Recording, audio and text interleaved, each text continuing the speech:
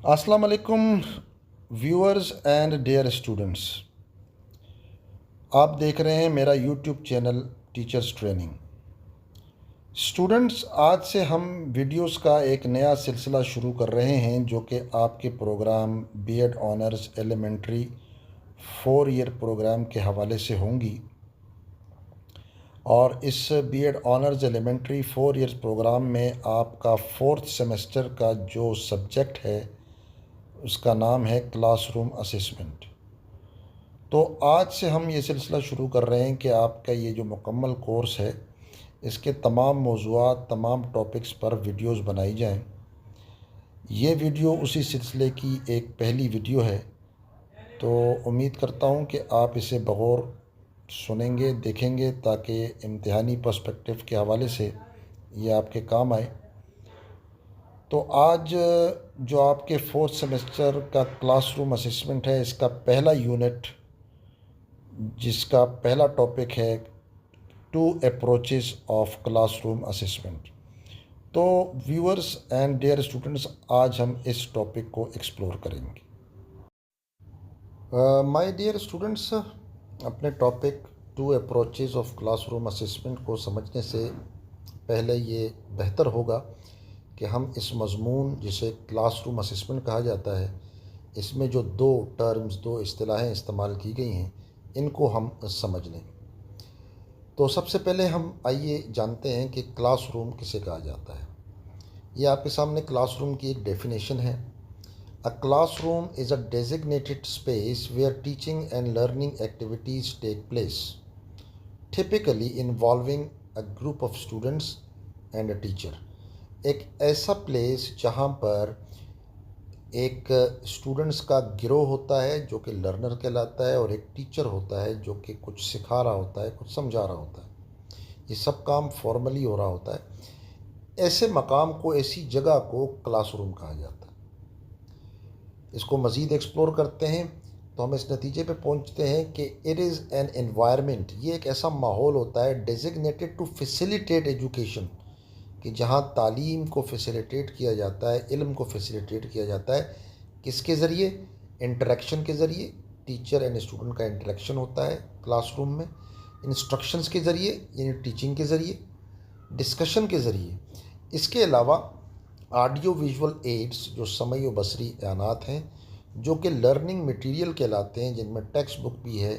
इसके अलावा टेक्नोलॉजी का इस्तेमाल है जो कि स्टूडेंट्स की लर्निंग को बेहतर करता है, इम्प्रूव करता है। तो ये सब चीज़ें जहाँ इस्तेमाल होती हैं उसको क्लासरूम कहा जाता है।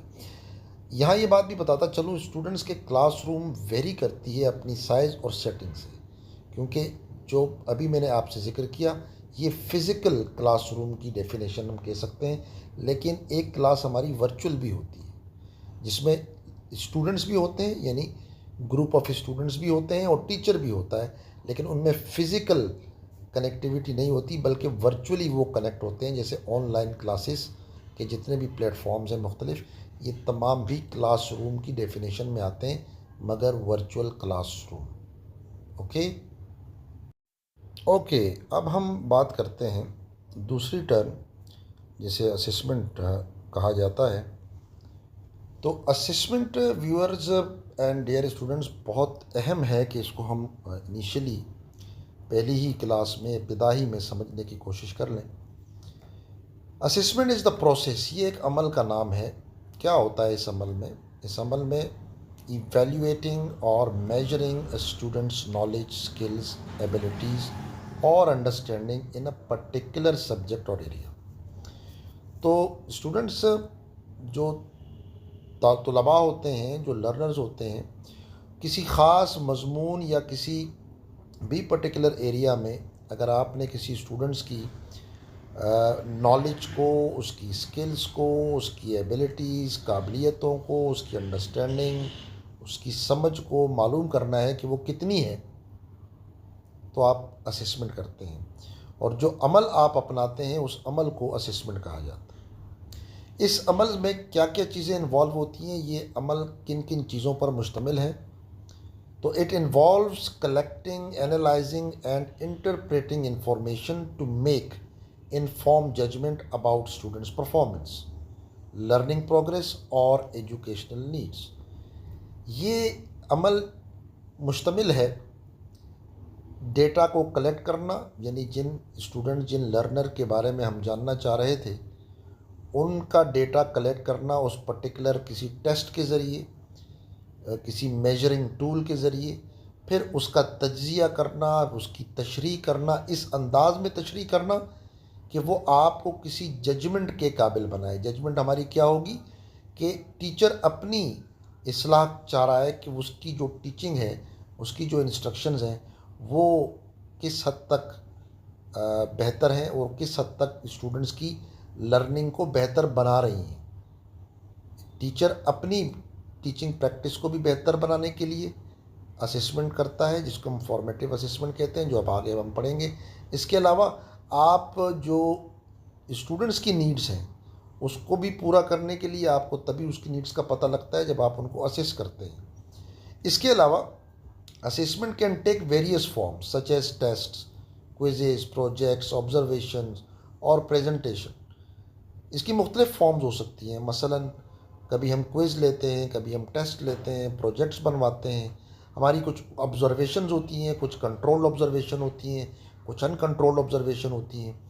इसके अलावा प्रेजेंटेशंस भी हम लेते हैं, जिससे स्टूडेंट्स की स्किल्स का पता लगता है, उनकी प्रेजेंटेशन स्किल्स के बारे में हम जानते हैं, उनकी अंडरस्टैंडिंग हमें मालूम होती है मुख्तलिफ कंटेंट, मुख्तलिफ सब्जेक्ट मैटर्स के बारे में। And can be used for different purpose, और ये मुख्तलिफ मकासद के लिए इस्तेमाल की जाती हैं।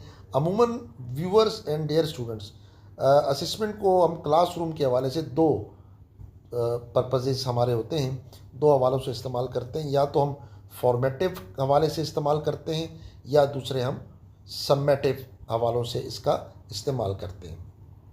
तो खुलासा बहस स्टूडेंट्स ये है कि असेसमेंट एक जांच का अमल है जिसमें हम ये जानने की कोशिश करते हैं कि दौरान तदरीस, दौरान टीचिंग जो कुछ पढ़ाया गया, जो कुछ समझाया गया, जो कुछ सिखाया गया, वो तलबा ने यानी लर्नर्स ने कितना सीखा, कितना जाना और कितना समझा।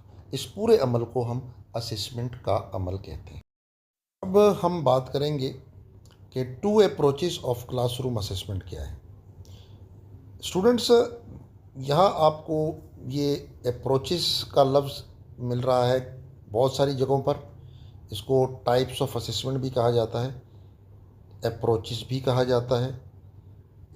तो ये बेसिकली दो होती हैं, ये एक फॉर्मेटिव असेसमेंट और एक समेटिव असेसमेंट। तो अब हम बारी बारी इसको समझने की कोशिश करेंगे। स्टूडेंट्स, फॉर्मेटिव असेसमेंट जो कि पहली अप्रोच है क्लासरूम असेसमेंट की, इसमें हम तीन चीज़ें इसकी जानेंगे, इसका पर्पज़, इसका मेथड और इसके आउटकम्स। तो सबसे पहले हम इसके पर्पज़ को जानते हैं कि हम करते क्यों हैं। ये हम इसलिए करते हैं to monitor and support students learning during the instructional process by providing ongoing feedback. याद रखिएगा स्टूडेंट्स, फॉर्मेटिव असेसमेंट सिर्फ हम इसलिए इस्तेमाल करते हैं ताकि बच्चों को जो कुछ हम पढ़ा रहे हैं, स्टूडेंट्स को जो कुछ हम सिखा रहे हैं, हमें मालूम हो कि क्या वाकई वो सही सीख रहे हैं। अगर कोई प्रॉब्लम्स उनके सीखने में है तो हम अपनी टीचिंग को इस असेसमेंट के ज़रिए, इस असेसमेंट के नताइज के ज़रिए इनफैक्ट बेहतर बनाते हैं। इसका मेथड क्या होता है? Activities such as quizzes, in class discussions, observations and peer reviews. हम क्लास में मुख्तलिफ़ किस्म के क्विजेस देते हैं, हम ऑब्जर्वेशंस करते हैं, हम डिस्कशन करते हैं, हम पेयर रिव्यू लेते हैं, और ये तमाम चीज़ें हमारी as a school teacher lesson plan का हिस्सा होती हैं। इसके आउटकम्स क्या हैं? इसके outcome helps identify students strengths and area for improvement, allowing teachers to adjust instruction and students to enhance their learning before the final evaluation. ये formative assessment हमारी मदद करती है, इस तरह करती है कि फाइनल एग्ज़ाम से पहले हमें ये दरमियान में मालूम होता रहे कि क्या हमारे बच्चे, हमारे लर्नर सीख रहे हैं या नहीं सीख रहे हैं। ठीक है, ये जो लर्निंग होती है, ये जो असेसमेंट करते हैं हम लर्निंग की, स्टूडेंट्स की, इसकी बेस पर हम उनके पास या फेल होने का डिसाइड नहीं करते। ठीक है, ये टीचर अपनी प्रैक्टिस को बेहतर बनाने के लिए और ये बात जानने के लिए कि क्या स्टूडेंट सीख रहे हैं या नहीं सीख रहे। गौर कीजिए ज़रा इस पिक्चर में कि टीचर्स टीचिंग कर रहा है, इंस्ट्रक्शन कर रहा है और फिर वो फीडबैक भी ले रहा है। फीडबैक किस ज़रिए से ले रहा है? मुख्तलिफ़ क्विज़ेस देख कर मालूम कर रहा है कि बच्चे सीख रहे हैं कि नहीं सीख रहे। पेयर रिव्यू करवा देता है किसी टॉपिक पर, किसी पर्टिकुलर मौजू पर। इसके अलावा बहुत से दीगर फीडबैक के ज़राए हैं जो मुख्तलिफ़ तरीक़ों से एक टीचर हासिल करता है और फिर उन्हें यकजा करके इस नतीजे पे पहुंचता है कि लर्निंग हो रही है या नहीं हो रही। ओके स्टूडेंट्स, अब हम बात करते हैं समेटिव असेसमेंट, जो कि दूसरी अप्रोच है क्लासरूम असेसमेंट की। इसका पर्पस क्या है?